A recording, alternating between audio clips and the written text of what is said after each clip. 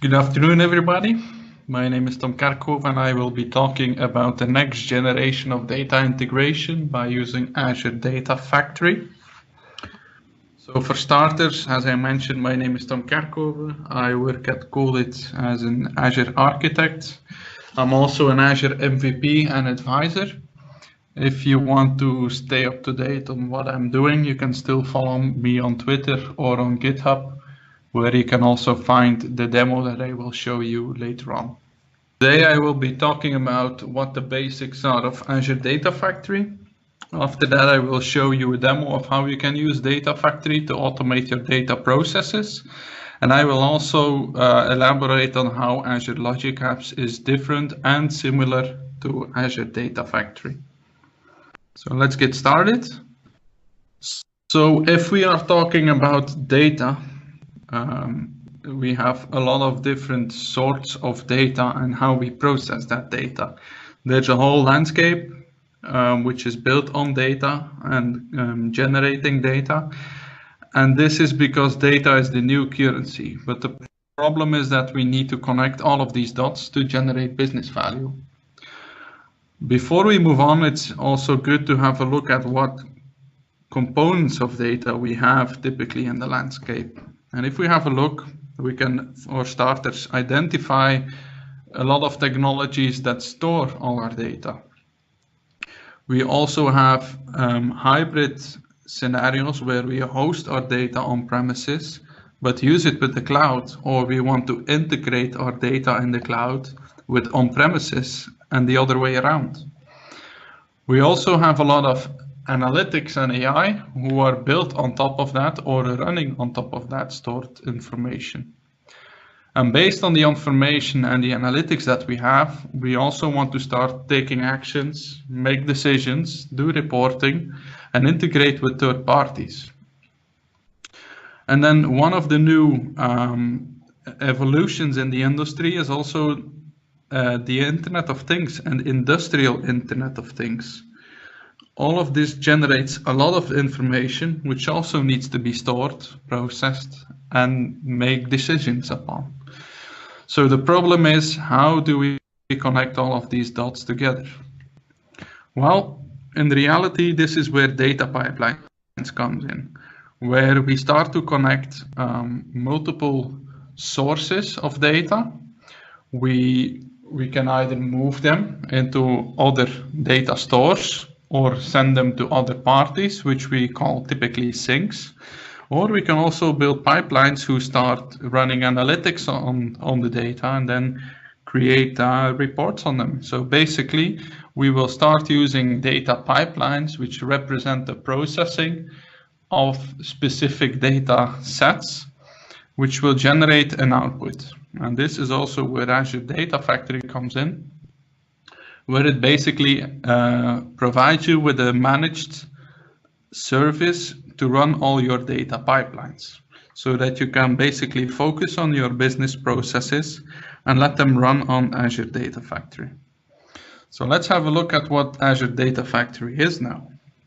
Azure Data Factory is a managed data orchestration service running in Microsoft Azure, which allows you to run your data pipelines, and it both supports cloud native but also hybrid scenarios, so you can fully connect your on-premises solutions up with the cloud. Next to that, you can also run your existing SSIS packages which you were running on premises.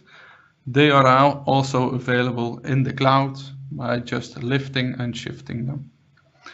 Azure Data Factory also gives you a lot of data movement connectors out of the box. So currently there are more than 70 of them. And you can build these data pipelines by using either visual tooling or programmatically with libraries like .NET, Python, REST APIs, or even Azure Resource Management templates. But what is a data pipeline exactly? So if we have a closer look, every pipeline can have none, one or more triggers who basically start the process. And the process itself contains of one or more activities. And the beauty is that you can link these activities with each other so that they can either chain activities on success or on failure, or when certain activities are skipped. This allows you to fully design your existing data flows into, model your business flows into automated data flows. So a pipeline, as I mentioned, represents a business process with one or more steps, which we call activities. Activities represent a step in a business process to perform a specific action and can be run based on the outcome of the previous step. So for example, on success, failures, or skipped. And then a trigger is basically what triggers the pipeline itself and can also be parameterized so that you can build generic data pipelines. So now we know what the anatomy of a pipeline is, but how does it actually run? So that's an important question. And basically, Azure Data Factory is a serverless orchestrator to orchestrate your pipeline itself. The execution of these activities are run on what is called an integration runtime. So basically, an integration runtime is what they refer to as the compute infrastructure for Data Factory. There you have the option to either use the Azure integration runtime, which is fully managed by Azure and you don't have to worry about. You can use the Azure SSIS integration runtime, which is used for SSIS workloads and run on a cluster of VMs, but still managed by Azure. Or you can either run your own version of the integration runtime, which is called self-hosted, and this can either be in the cloud or on premises. And then the core capabilities of the integration runtime is that it will be in charge of the pipeline activity execution. So every execution will be run on the integration runtime itself, not on the Azure Data Factory service. It will do the data movement to another integration runtime, and it will do the execution of the SSIS packages. So this is important because Azure Data Factory service itself only issues commands to the integration runtime, And then the integration runtime will do the effective heavy lifting by either executing an activity or a package or copying data directly to the other integration runtime. So Azure Data Factory, the service itself, is only in charge of the orchestration, the scheduling, and the monitoring. The heavy lifting is done by the integration runtime. So if we have a visual overview at the top, you can see that with the Azure portal and the SDKs, you can alter and monitor your pipelines, which is basically done on top of the Azure Data Factory service. That service is running your pipelines by scheduling them, by orchestrating the execution of the activities and monitoring the pipelines. In case of an activity or an SSIS package or a data movement action, it's basically issuing commands to the integration runtime that is linked to that activity. It's then up to the integration runtimes to work together and to do the effective execution. So if it's a copy, it will copy directly to the other integration runtime, and it will not go through the Data Factory service itself. And this is basically an overview of all the possible scenarios. So at the top, we have the integration runtime fully managed by Azure, fully living in Azure. We have the integration runtime for SSIS, also fully managed by Azure, but basically it's running a cluster of VMs for you, for which you also need to pay, of course. And then we have an on-premises self-hosted integration runtime living on-prem, but you can also run your own self-hosted integration runtime in the cloud, in a VM, for example, which is part of a virtual network. This is not the case with the Azure integration runtime because it's a multi-tenant solution and you cannot add it to a VNet. However, the Azure SSIS runtime can be part of a virtual network because they run the cluster for you, but the cluster is dedicated for you only. So now we know how the pipeline is basically flowing, where it's running. So let's have a closer look at triggers. So basically there are 4 different types of triggers. You can trigger it on demand, which is either via the REST API, .NET, or the existing tooling. But if you do not want to do that, you can trigger them via the REST API, .NET, or any other supported libraries. And then you first need to authenticate with Azure AD. However, if you want to expose your pipelines to third parties or streamline the internal processing, you can also use Azure API management to make this processing a lot easier by obfuscating the whole Azure AD authentication, if it's secure enough for your solution. Why would you want to do that? Well, and I'll show this later in the demo, but basically by using Azure API management, you can trigger pipelines by using a simple API key, where API management will be authenticating with Azure AD in the policy before triggering the pipeline. You can also use a scheduled or wall clock trigger. This basically says that this pipeline needs to run, for example, every day at 3 p.m.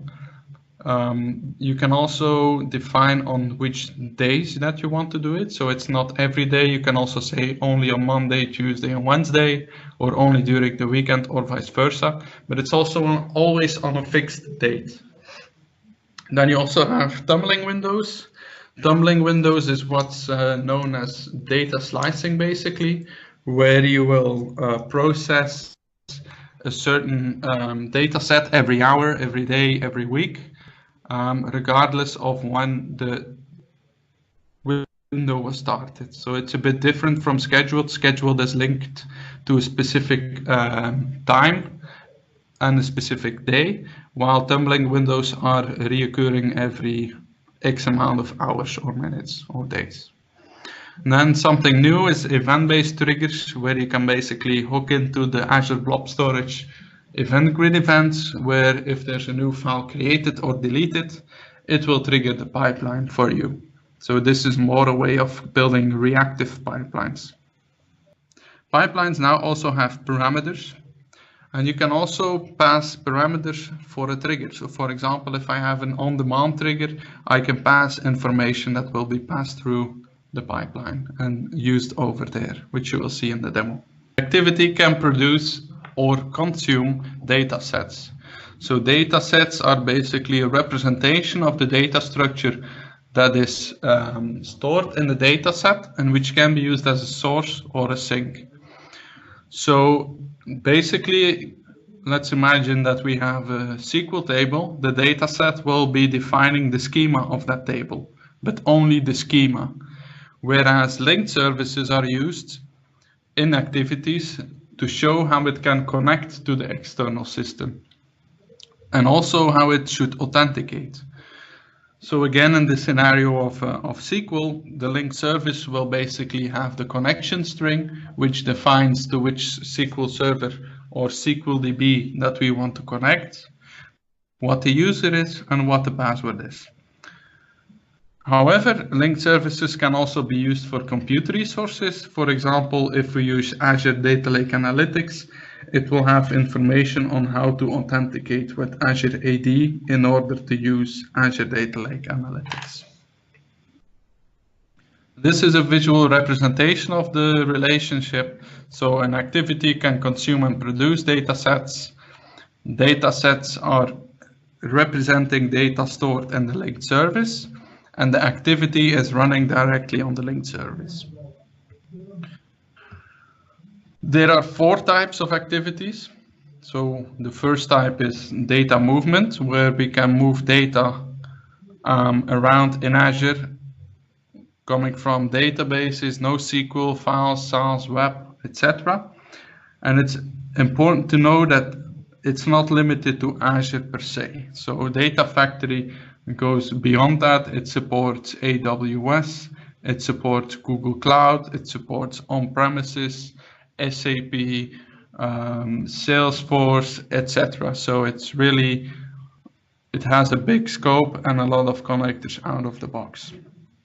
Then the second type of activities are data transformation. So this allows you to transform your data sets by using a specific language or technology of your choice. For example, in the demo, we will be using a SQL script to scrape through a pretty small but still a big CSV file. But basically, it allows you to transform the data and output it somewhere else. Then you also have control flow activities, which allow you to control how the pipeline is behaving, either based on a previous output or just in general. So for example, we can do REST calls to a third party. We can do lookups in the database. We can call another pipeline, etc. And then the last one is that you can run your custom code on an Azure Batch cluster or run R scripts on an HD Insight cluster. And then some more information about data transformation. So if you do not know any of these languages or technologies that I mentioned before, such as Hive and Pig, they are also working on what is called visual data flow authoring, which is now in private preview and shown on the link on the page.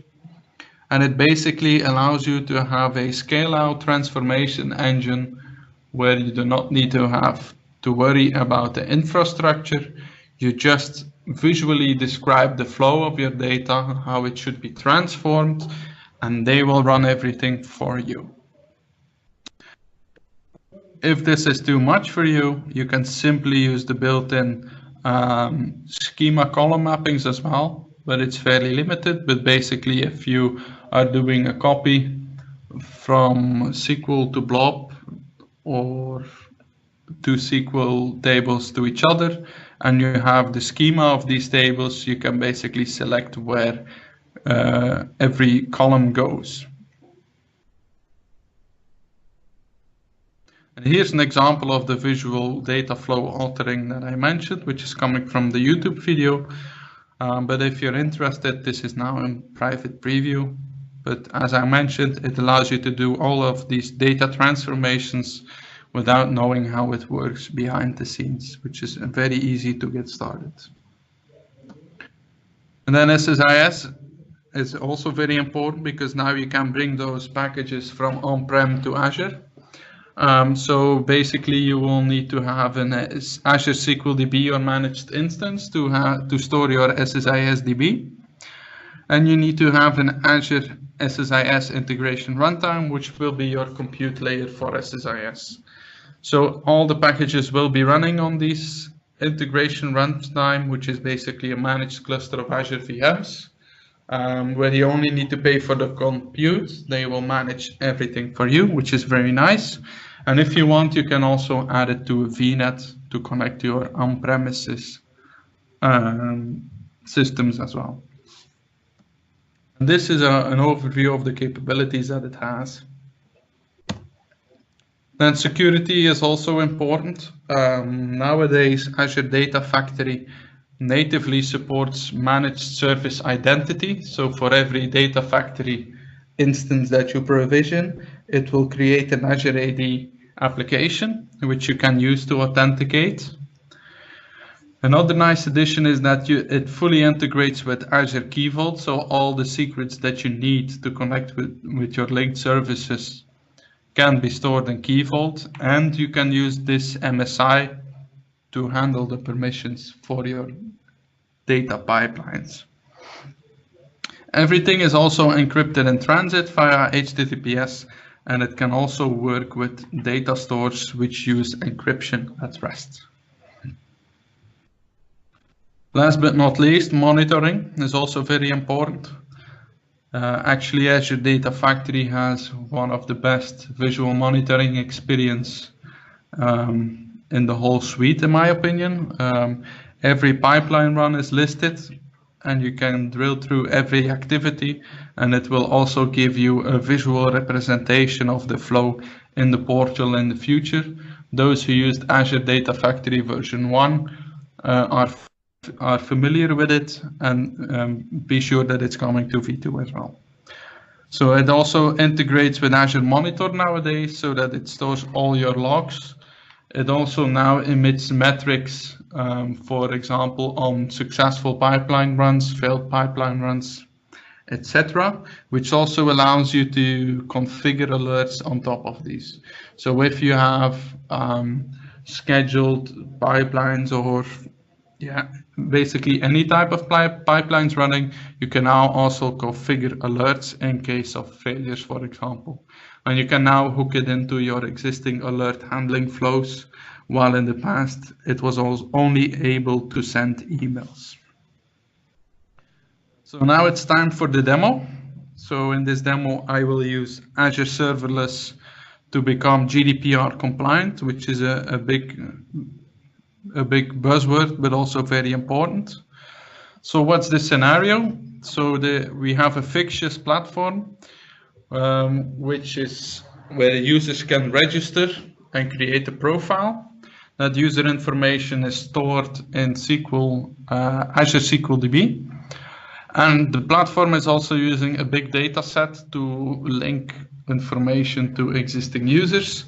In this scenario, I'm using Stack Exchange dataset for this.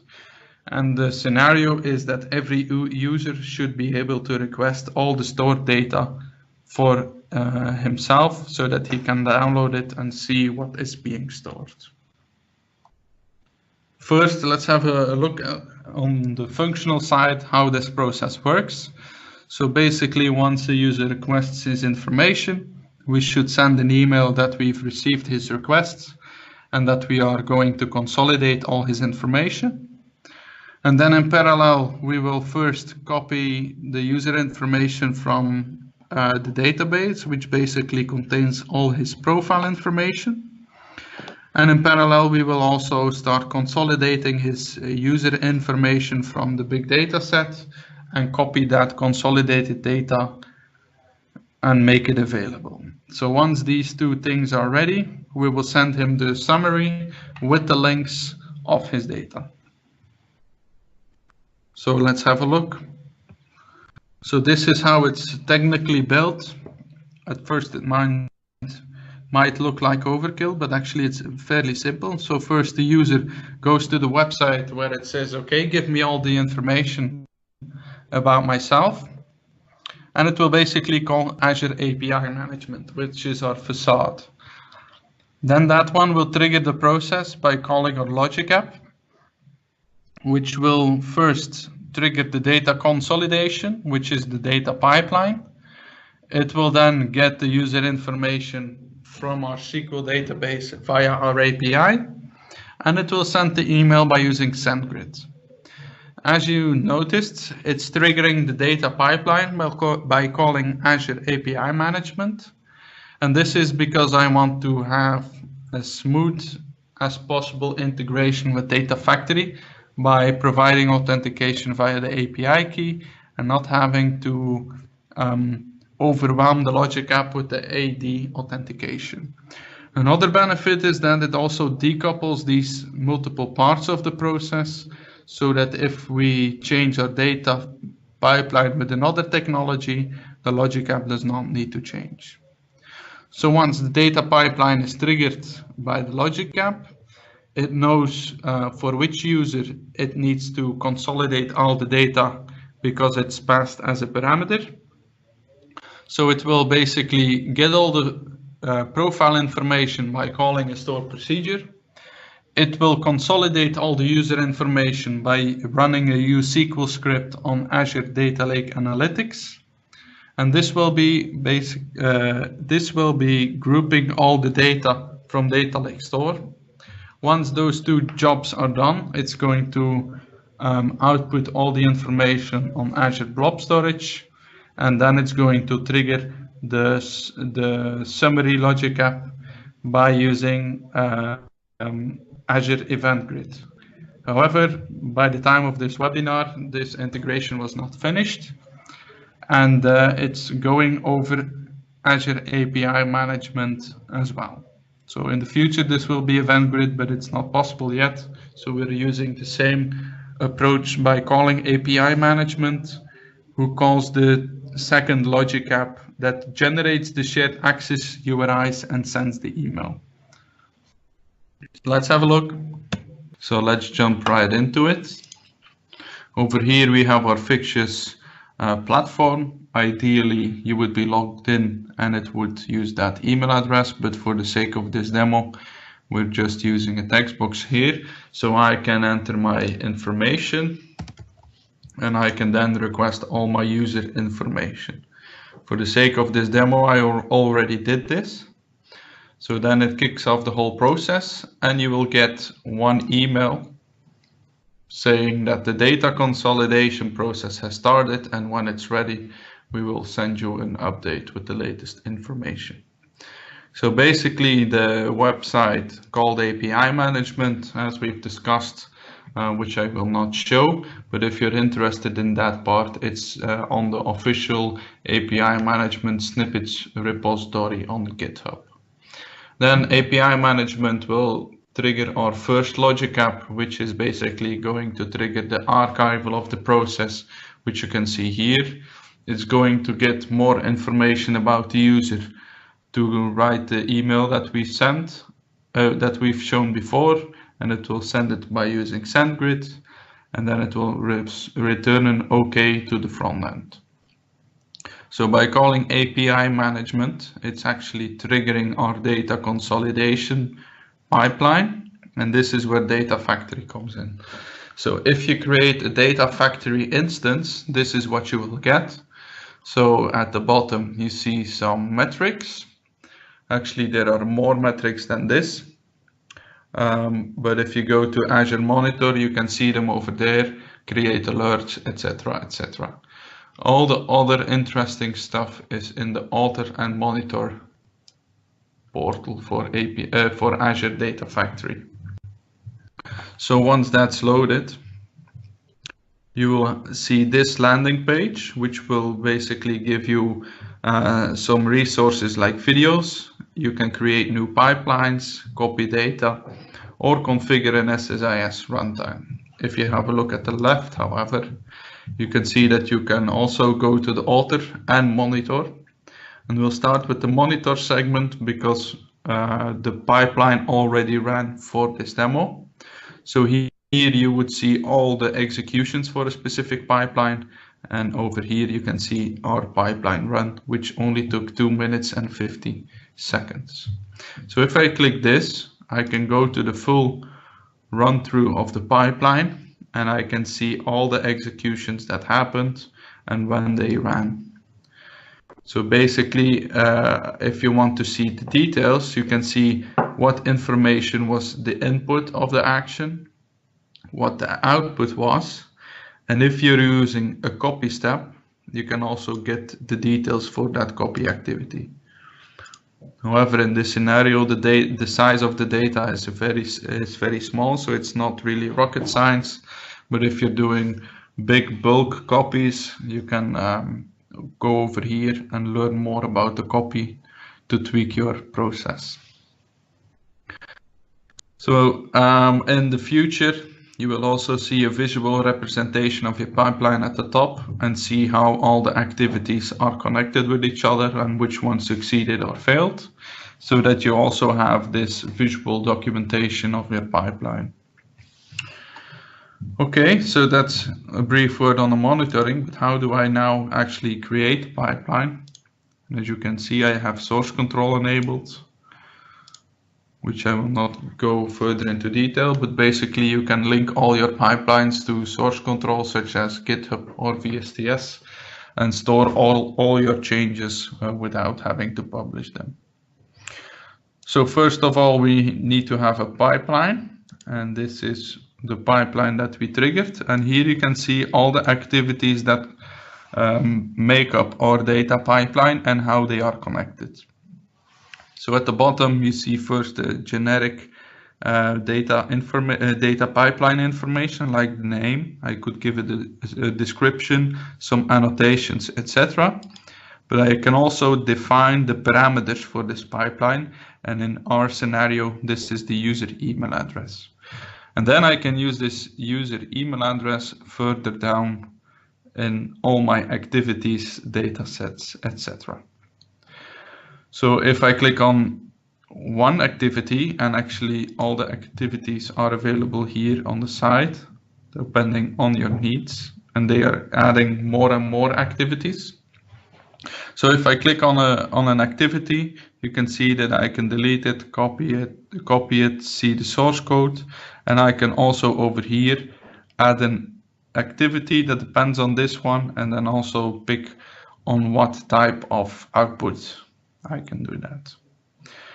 Now, how do I configure one of those activities? Well, at the bottom again, I can give it some general information, and then depending on the type of activity, you can configure it. So this is a lookup activity, which will basically run a store procedure to get all the user information. And here I reference my data set. So basically what defines the schema of my source. And in this case, it's SQL. So have a closer look at our data set. So if I click edit, it brings us to our data set, which again has general information, but it also has a link to a linked service. So basically that's what we discussed, which defines how to connect to our data store or compute service. In this case, it's SQL, which I'll show you in a minute. And then it basically points to the table that I want that this data set represents. Since it's a structured data set, I can also import the schema by simply clicking this button, and then it will pull in all these columns for you. And again, a data set can also have parameters, which is not the case here, but if I want, I can add parameters. Now back to the linked service. The linked service is very simple. I give it a name, I select the integration runtime that I want to use, and in this case I'm using the default Azure one. I can also use a self-hosted one or the Azure SSIS one. Here I'm choosing for the Azure one. And I need to provide a connection string, so I can use the connection string possibility where I need to fill in all the fields, and it will store the information in the Data Factory service. Or I can use the Azure Key Vault integration and just point to my vault and give the secret name. Once everything is configured, I can click Test Connection, and then I can finish the whole configuration. So now it will use those credentials to verify the connection before I store them.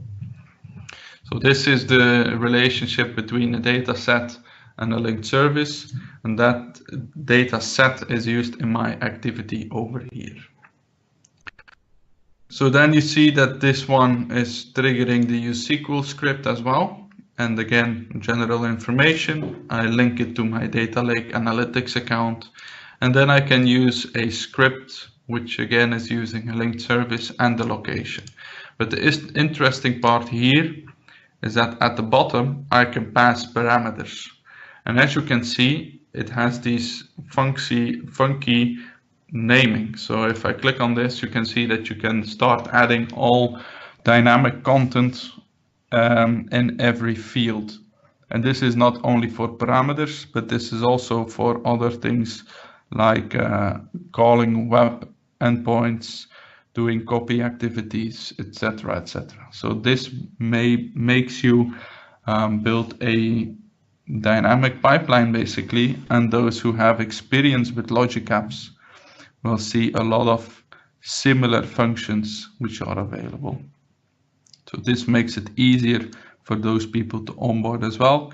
You can also use parameters from the pipeline or the activity or the data set, and you can also refer to the output of a previous step, which is in this case what we are doing. So in this step, we, for example, say, okay, give me the output from the get user profile activity. I want the first row, and in that row, I know there's a display name field. Then we're passing this through the script. And by creating all these chained activities, you can create your whole data pipeline all by using the browser.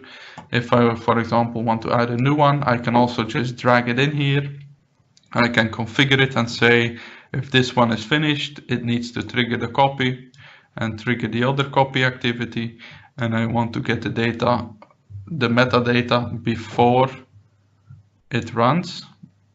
So I basically just define the dependencies, I realign everything, and I see that this one is still also triggering the copy, which is not what I want.